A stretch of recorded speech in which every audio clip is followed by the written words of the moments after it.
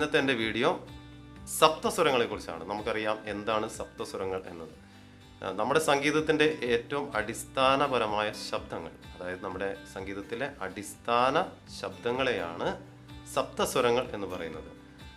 എന്താണെന്ന് നമുക്കറിയാം, പ്രത്യേകിച്ച് ഞാൻ പറഞ്ഞു തരേണ്ട ആവശ്യമില്ല. സ, രി, ഗ, മ, പ, ധ, നി. ഈ 7 സ്വരങ്ങളാണ് നമ്മുടെ സപ്തസ്വരങ്ങൾ. ഇനി ഈ 7 സ്വരങ്ങൾക്കും പ്രത്യേകമായിട്ട് ഓരോ പേരുകളുണ്ട്. പേര് എന്ന് പറഞ്ഞാൽ ആ പേരിനോട് ഒന്നിച്ച് തന്നെ അതിൻ്റെ കൂടുതൽ വിശദീകരണമുണ്ട്. അത് ഞാൻ 1 by 1 ആയിട്ട് ഞാൻ നിങ്ങളെ അടുത്ത വീഡിയോകളിലൂടെയൊക്കെ പരിചയപ്പെടുത്തുന്നതായിരിക്കും. ഇനി നമുക്കിതിൻ്റെ ബേസിക്കായിട്ട് ഇതിൻ്റെ പേരുകൾ എന്താണെന്ന് പഠിക്കാം. സ, ഒരാൾ നമ്മളോട് ചോദിക്കുന്നു സ എന്താണ്, അല്ലെങ്കിൽ രി എന്താണ്, ഗ എന്താണ്, മ എന്താണ്, പ എന്താണ്, ധ എന്താണ്, നീ എന്താണ്.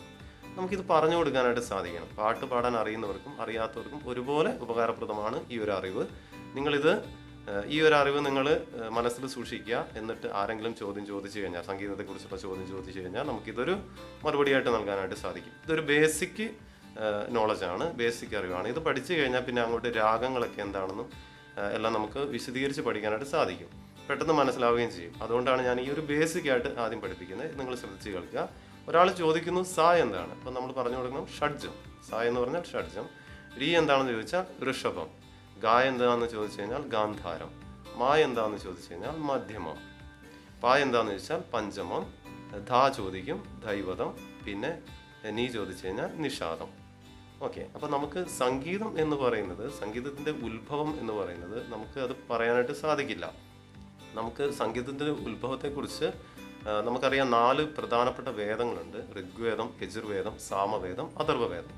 അതിൽ സാമവേദത്തിൽ പറയുന്നുണ്ട് സംഗീതത്തിൻ്റെ ഉത്ഭവം എന്ന് പറയുന്നത് സൃഷ്ടികർത്താവ് എന്ന് പറയുന്നത് ബ്രഹ്മാവ് ആണ് എന്ന്. അതായത് പരമേശ്വരൻ, ദൈവമാണ്. ദൈവം തന്നെയാണ് സംഗീതത്തിൻ്റെ ഉറവിടം. അപ്പോൾ നമ്മൾ സംഗീതത്തെ അത്ര ബഹുമാനത്തോടു കൂടിയും ആദരവോടു കൂടിയും നമ്മൾ ഭയപ്പാടോടുകൂടിയും കാണേണ്ട ഒരു സംഭവമാണ്. കാരണം അതിൽ ദൈവികത കുടികൊള്ളുന്നുണ്ട്. അപ്പം അതുകൊണ്ട് തന്നെയാണ് നമുക്ക് മ്യൂസിക് ഇൻസ്ട്രുമെൻറ്റ്സ് ഒക്കെ ഉപയോഗിക്കുന്നവരാണ് തന്നെയും തൊട്ട് തലയിൽ വണങ്ങിയിട്ട് അത് ചെയ്യുന്നതും. അതുപോലെ തന്നെ നമുക്കറിയാം പാട്ട് പാടുന്നതിന് മുമ്പ് പരമേശ്വരനോട് പ്രാർത്ഥിക്കുന്നതും എല്ലാം. ഇതൊക്കെ ഒരു സംഗീതം ദൈവവുമായിട്ട് ലയിച്ചിരിക്കുന്നത്, അത് ദൈവത്തിൻ്റെ ഒരു അവസ്ഥ തന്നെ, ദൈവം കുടികൊള്ളുന്നത് തന്നെയാണ് സംഗീതം. അപ്പോൾ ഈ അത്രയും പവിത്രതയോടും അത്രയും ബഹുമാനത്തോടും പക്വതയോടും കൂടി വേണം സംഗീതത്തെ നമ്മൾ കൈകാര്യം ചെയ്യാനായിട്ട്. അതിപ്പം മ്യൂസിക് ഇൻസ്ട്രുമെൻറ്റ്സ് ആണെങ്കിൽ തന്നെയും, ഇനി നമ്മൾ പാടുന്നതാണെങ്കിൽ തന്നെയും, നമ്മുടെ പാട്ട് പാടുന്ന നമ്മുടെ വോയിസിലൂടെ നമ്മൾ പാടുന്നതാണെങ്കിൽ തന്നെയും ദൈവവിചാരം തീർച്ചയായിട്ടും ഉണ്ടാകണം. നമുക്ക് കിട്ടുന്ന പിന്നെ അനുഗ്രഹങ്ങളായിരിക്കും.